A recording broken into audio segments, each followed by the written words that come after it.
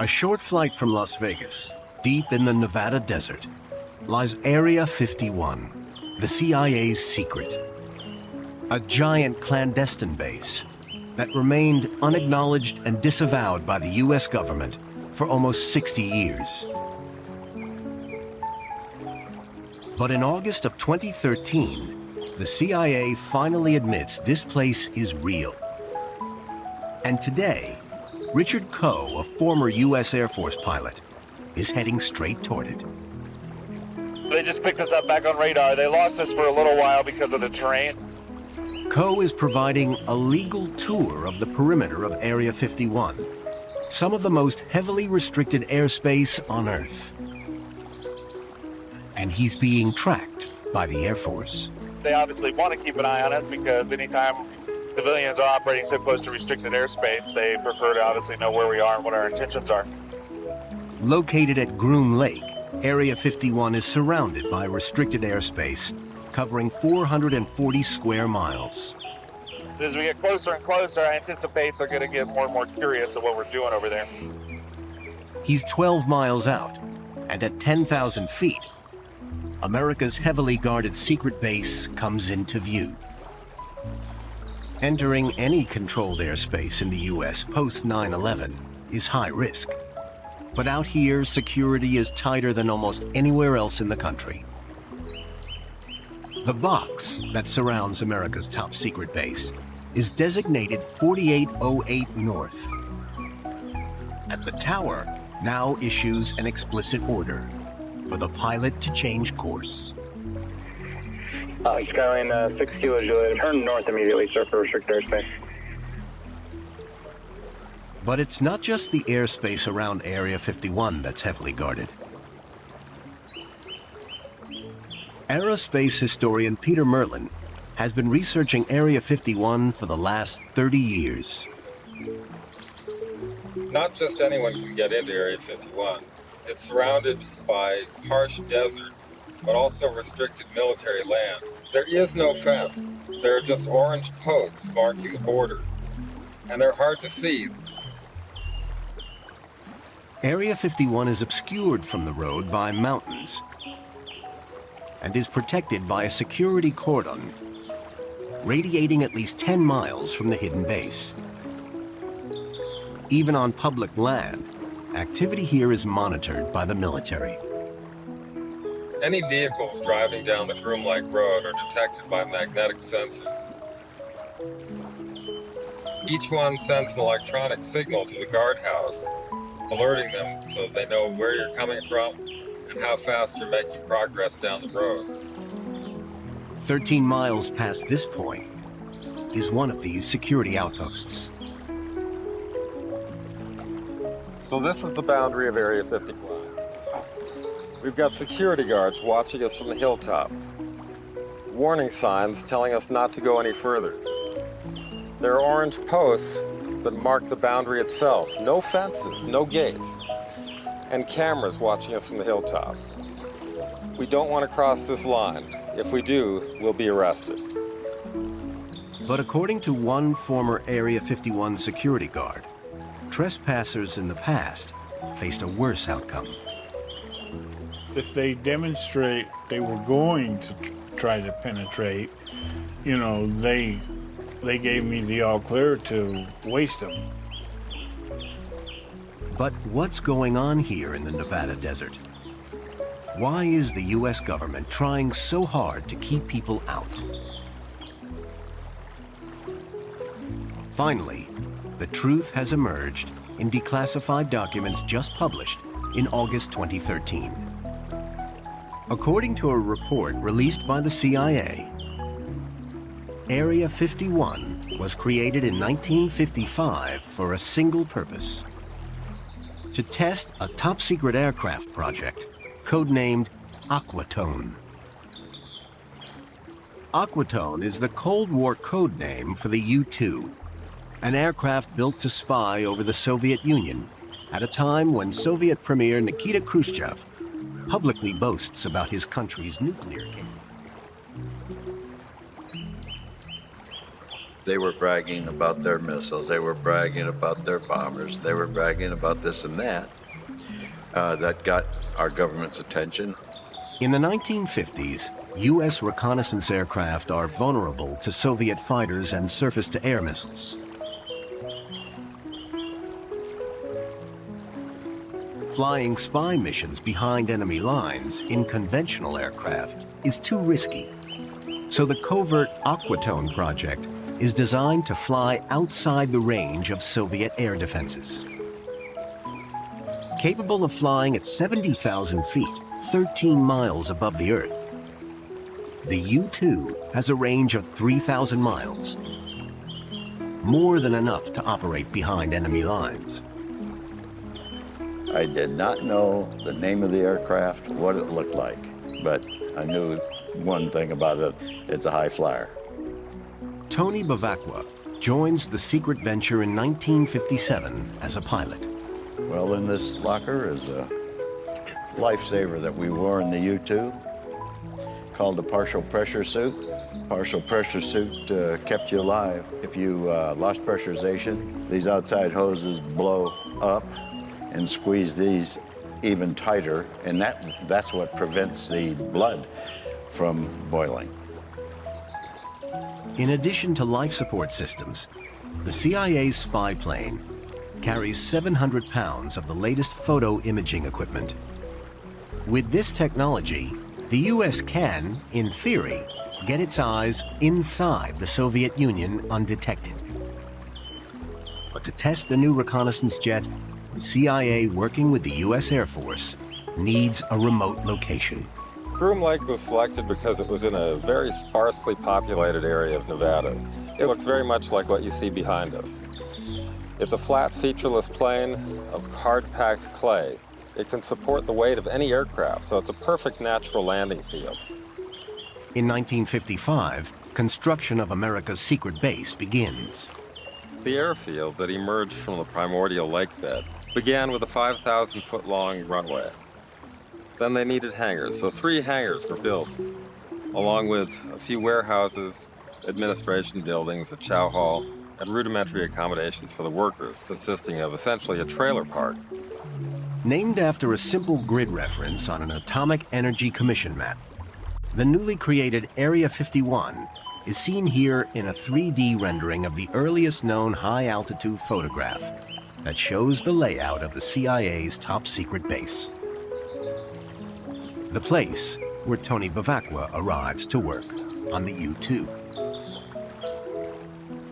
When I got off there at Groom Lake, I see a runway, a little tower, a couple hangars, a community center type building.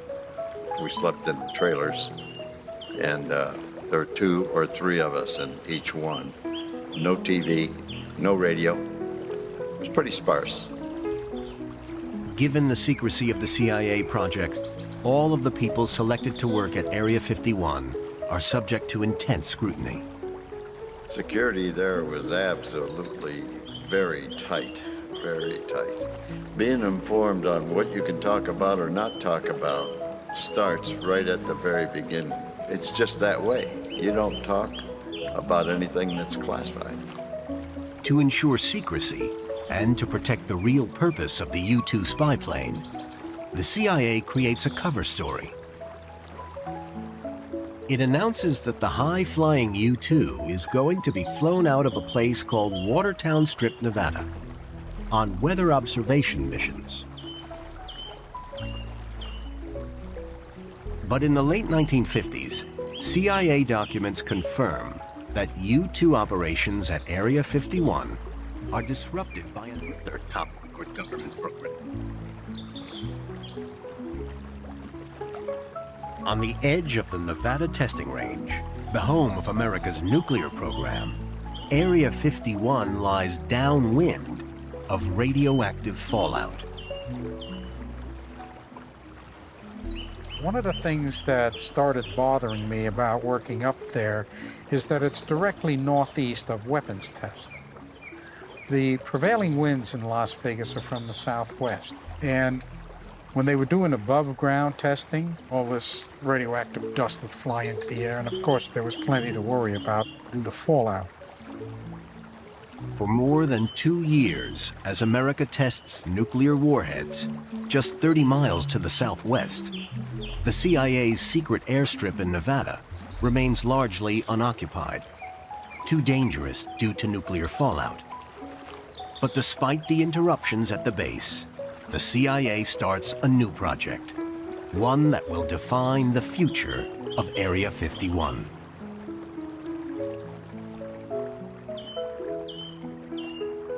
Today, America's stealth aircraft have a reputation for near invisibility to enemy radar.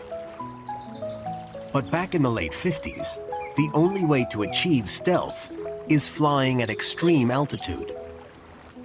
King of these birds is the CIA's U-2.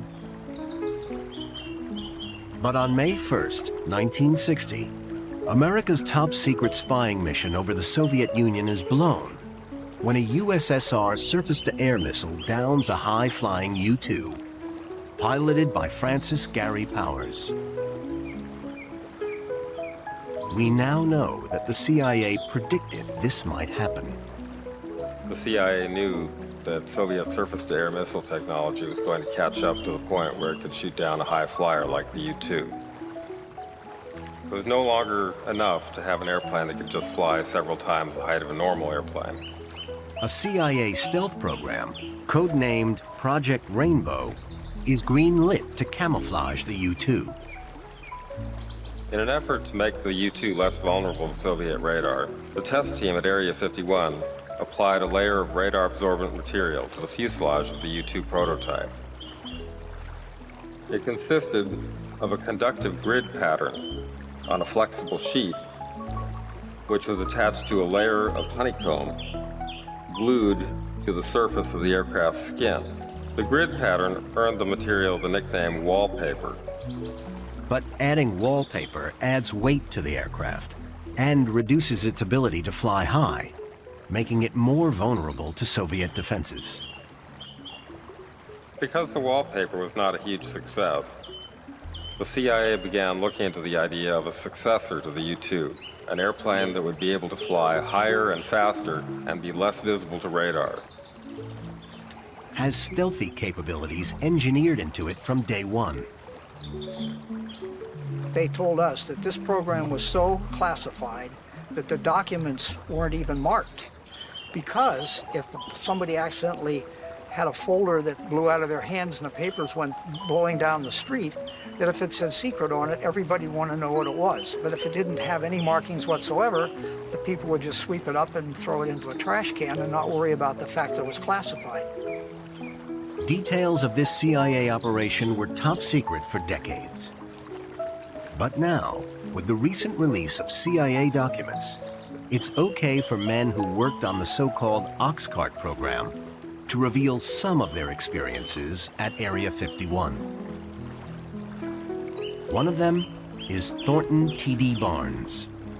It took me 3 months to be cleared for the project.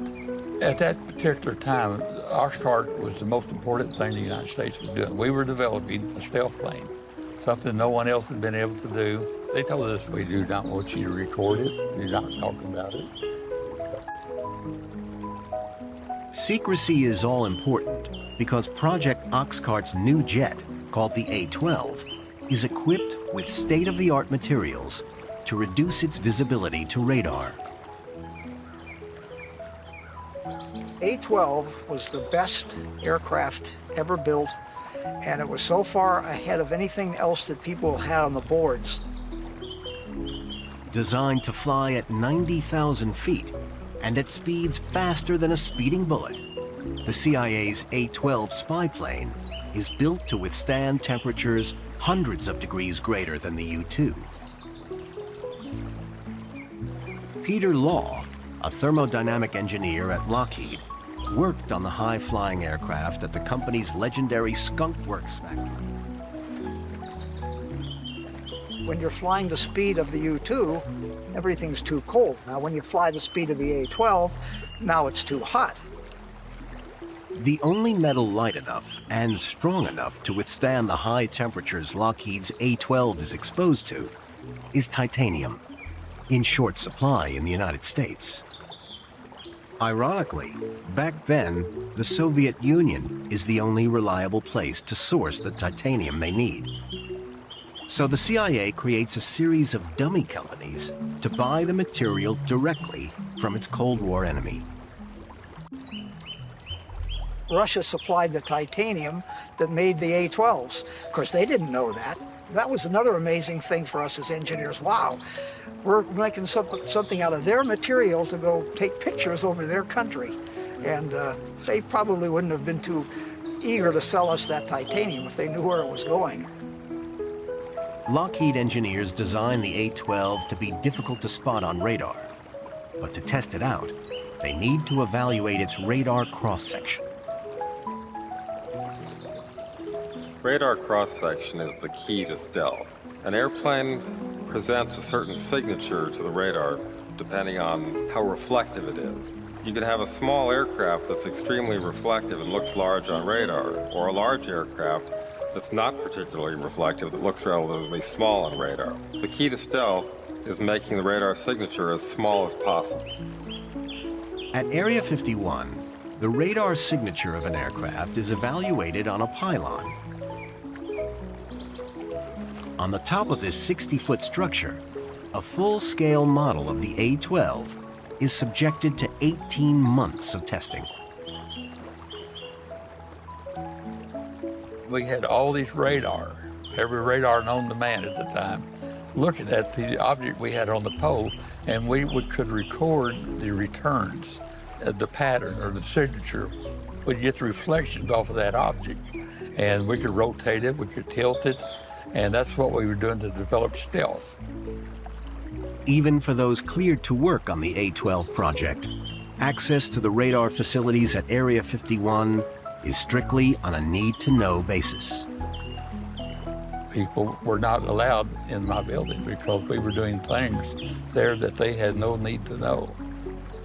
I didn't have the level of clearance that the people needed to be able to deal with signatures. That was the highest level of security. And they didn't ask me about the thermal part of it, even though they needed to know an answer. I didn't have a need to know that they existed. That's how compartmented things were. To support the CIA's top-secret Oxcart project, the development of its A-12 spy plane, Area 51 needs some major changes. The CIA decided to invest a great deal of money to build up the base. That included adding a brand new runway, 8,500 feet long, made of concrete, with a 6,000-foot extension onto the lake bed. In addition, 3 new hangars are built on the north side of the base. These are designated Hangar 4, 5, and 6. The A-12, Project Oxcart, turned Area 51, which was essentially a temporary facility, into a permanent one. By February 1962, Area 51 is now equipped to deal with a working prototype of the A-12. But first, the secret plane has to get there. The aircraft can't fly until it's been tested at Area 51. So Lockheed and the CIA have to figure out how to move it over 300 miles from the factory in Burbank, California, to Area 51 in Nevada. And they have to keep it a secret. They put it in what they call a box, 105 feet long and 35 feet wide, and they had the aircraft inside of it. Area 51 security guard Tom Stanks joins the convoy of California Highway Patrol and CIA operatives who accompany the aircraft. As these remarkable photographs show, widening the road, cutting down trees, and removing signposts so the enormous truck can pass. We always parked in an area that was remote on the sides of the roads. The times that we stopped overnight is when the questions would be asked. I know one time we had 2 children on bikes, and they said, "What do you got in that thing?" I said, "Flying saucer." They said, "Yeah." I said, "Yeah, that's right, flying saucer." And I don't believe you. I said, "Well, maybe it's not. In total, 18 convoys are needed to deliver the CIA's A-12s to the test site. Tom Stanks is no longer cleared for access to Area 51. So today, this is as far as he can take us. Well, here we are. We made it 3 days from Burbank, California to here. This is where the Nevada test site is, and not too far down the road is where the Nevada Highway Patrol leaves us. The Mercury Patrol catches us, and they take us to the Area 51 test site. 60 years ago, 57 miles down this road, the CIA's top-secret aircraft arrives at Area 51. And so begins a new chapter in the development of stealth. By early 1960, America is playing technological catch-up with its archenemy, the Soviet Union. Intelligence gathering is the new battleground of the Cold War. And over 50 years later, documents now reveal that the Central Intelligence Agency at Area 51 goes to extreme lengths to keep its A-12 airplane project, codenamed Oxcart, under wraps. In 1962, Las Vegas resident Tom Stanks works as a security guard at the test site. His job, to make sure that only those with the right credentials get access to the base. They had the planes coming in the morning and leaving in the afternoon. And just like any airport or airline, everyone had a badge. They took the badge away from you, so it couldn't be tampered with. And when you came back the next day, they would match the badge to your face.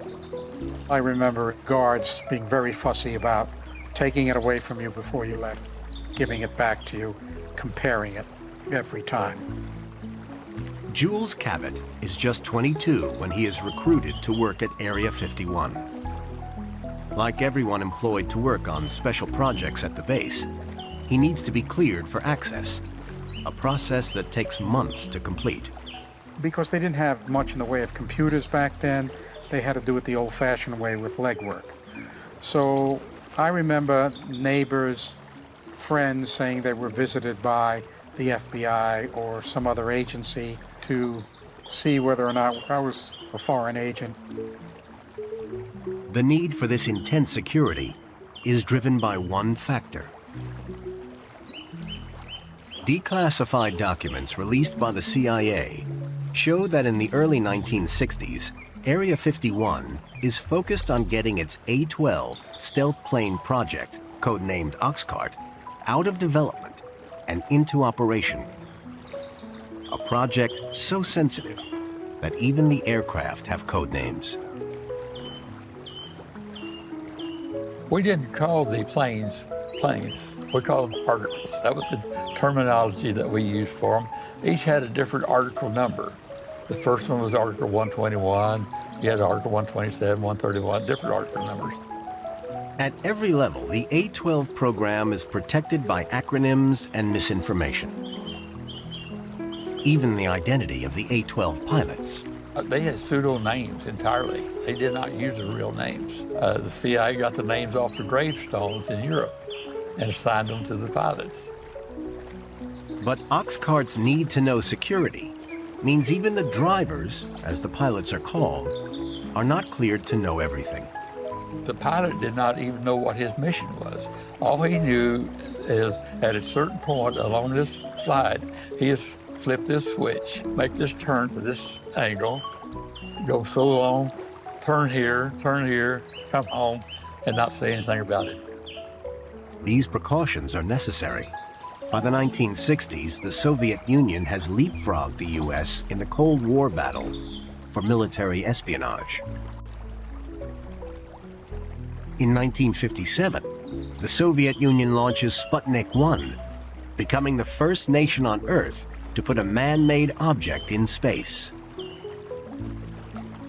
Until 2 days ago, that sound had never been heard on this Earth. Suddenly, it has become as much a part of 20th century life as the whir of your vacuum cleaner. The world's first artificial satellite is an aluminum sphere about the size of a beach ball. Inside, a battery pack and basic radio sends out a repeating pulse. But although it doesn't actually do very much, it catches the world's attention and America off guard. When Sputnik launched, we heard that little satellite going over, beep, beep, beep, beep. We realized we've got a problem. They're ahead of us. We didn't know how far ahead. In the years that follow, the Soviets launch more and more sophisticated satellites, many of them flying over the United States, and worryingly for those on the Oxcart program, photographing Area 51. We had the A-12 prototype on the boat for 18 months. But every time a satellite would come over, we knew that morning what time it would be coming over the horizon. Our intelligence was that good. And we would have to take it off the pole and run it into a building until the satellite passed. But even these precautions have their limitations. Ironically, we learned many, many years later that they had gotten the shape of the A-12 for the shadow because the ground was cooler underneath it. And we'd moved the plane, it was gone, but they could tell that it had been sitting there because of the difference in the heat. By the late 1960s, Soviet satellites aren't the only things adding new impetus to technology development at Area 51. The Vietnam War is in full swing, and for American fighters, the Soviet-built MiG aircraft is proving to be a real handful. We knew the Russians had come up with something that was great. It's whacking us. It's knocking our pilots out of the sky. We thought it was a super plane. Now, the CIA dossier published in August 2013 lifts the lid on an Area 51 project that's been hidden from the public for the last 50 years. Declassified CIA documents contain a previously censored history of why and how Area 51 grew out of the Nevada desert and reveal an evolving picture of the nature of the work carried out there. Area 51 is not really an air base. It's a laboratory. It's a technological laboratory. In 1968, this laboratory becomes America's base of operations for a major new initiative: to test and evaluate its enemy's jet fighters. A program that grows out of U.S. losses in the early years of the Vietnam War. For every Russian-built MiG-21 American pilots shoot down in the conflict, 9 U.S.-built F-4 fighters are being destroyed. In 1968, the U.S. acquires a MiG-21 that has been flown to Israel by an Iraqi defector.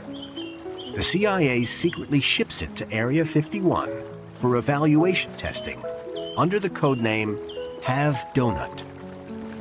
First time I saw this baby was in 1968, one just like this, Groom Lake, Area 51. We pretty well tore it down and looked at everything. The radios, the hydraulics, the engines, everything about this plane, we examined it.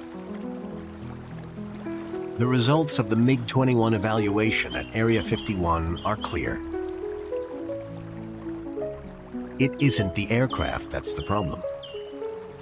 We realized it wasn't necessarily the planes, it was our people did not know how to fight. Simple as that. Now, Area 51 becomes the birthplace of a new top-secret initiative: training American fighter pilots how to defeat Soviet MiGs in a dogfight.